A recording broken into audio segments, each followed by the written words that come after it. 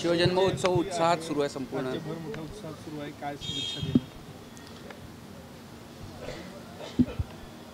आमच्या घराण्याच्या वतीने आणि सर्व शिवभक्तांच्या वतीने ह्या छत्रपती शिवाजी महाराजांच्या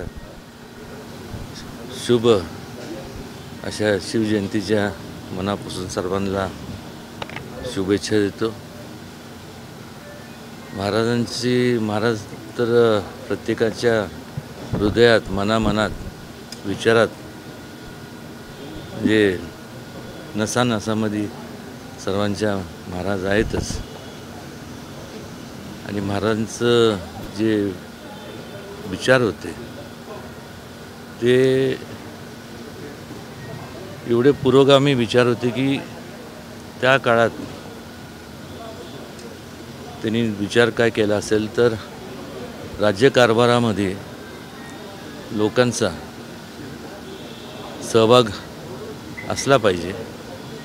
म्हणजेच जे आपण लोकशाही म्हणतो, ज्याला आपण डेमोक्रेसी म्हणतो, त्याचे जनक तसं पाहायला गेलं तर छत्रपती शिवाजी महाराजच म्हणावे लागतील.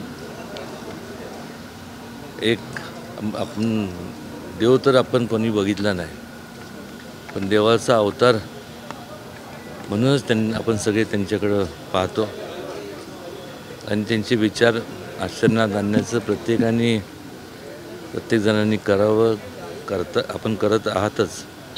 पण अधिक केलं तर जे तेढ निर्माण झालेले आपल्याला पाहायला मिळतात ते सगळे संपुष्टात येतील आणि हा देश एक खेळीमेळीच्या वातावरणात, बंधुत्वाच्या वातावरणात हा देशातले प्रत्येक नागरिक राहिले पाहिजे. एवढंच या शिवजयंतीनिमित्त सर्वांना शुभेच्छा देतो आणि आपण सगळ्यांनी जास्तीत जास्त त्यांचे विचार हे लोकांपर्यंत, पुढच्या पिढीपर्यंत पोचवण्याचं काम आपण सर्वांनी करणं गरजेचं आहे. राजे महाराजांना त्यांच्या काळातलं मॅनेजमेंट गुरु मानलं जातं. सध्याच्या राजकीय परिस्थितीमध्ये तुम्ही कशा प्रकारे बघता? काय वाटतं की काय नियोजन असायला पाहिजे राजकारणात महाराष्ट्राच्या इतिहासात? मगाशी मी म्हणल्याप्रमाणे प्रत्येकाने महाराजांची त्यावेळेसचे जे विचार आहेत, म्हणजे त्यांचे विचार जे होते तर ते लोकांच्या कल्याणाचा विचार होता आणि प्रत्येकाने त्याचं अनुकरण करावं. याच्या पलीकडे काय मी सांगू शकतो? सातारा लोकसभामध्ये श्रीनिवास पाटील निवडणूक लढणार आहे. तुम्ही त्यांना तगडं आव्हान देणार आहे काय? हे बघा, लोकशाही आहे. प्रत्येकाला या लोकशाहीमध्ये प्रत्येक झाला म्हणजे अधिकार आहे एक आपले विचार मांडण्याचा. ते वयाने म्हणजे मोठे तर आहेतच, म्हणजे एक वडीलधारी व्यक्तिमत्व तर आहेत, ते आहेतच. आणि त्यामुळं आव्हान म्हणण्यापेक्षा मी काय त्याबद्दल फारसं मी बोलणं काय. तुमची काय इच्छा आहे? माझी इच्छा तुमची, मी उलटं विचारतो, तुमच्या सर्वांची काय इच्छा आहे? लोकसभा लढायची आहे काय यावेळेस? प्रत्येकाची इच्छा असते तर त्यात मी काय अपवाद नाही आहे. पण ते भाजपकडून लढणार आहात की वेळ पडल्यास अजितदादा गटाला ती जागा सुटली तर अजितदादाकडून? नाही, एक लक्षात घ्या, आपण जर बारकाईने जर विचार केला तर मोदीजींनी म्हणजे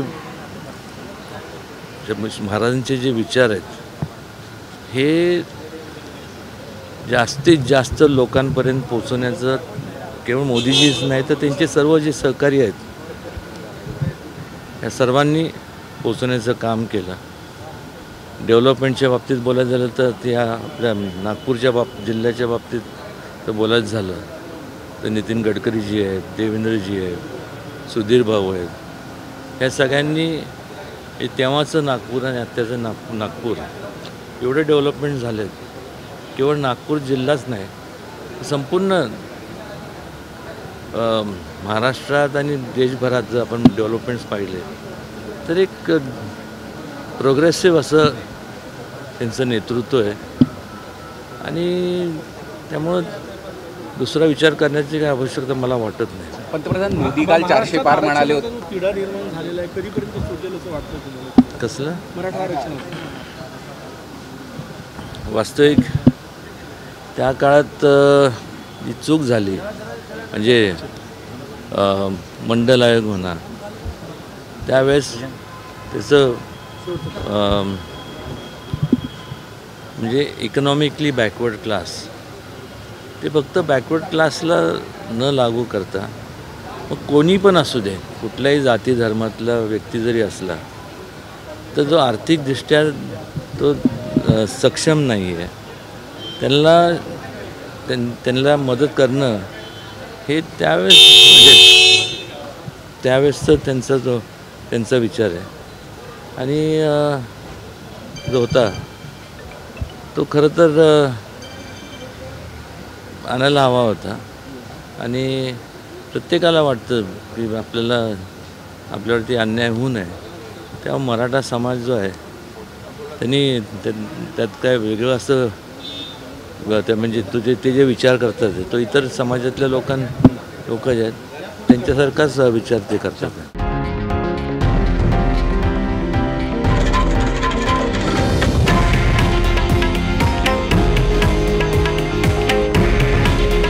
हे आहे देशातील नंबर 1 न्यूज नेटवर्क आणि आपण पाहत आहात TV9 मराठी.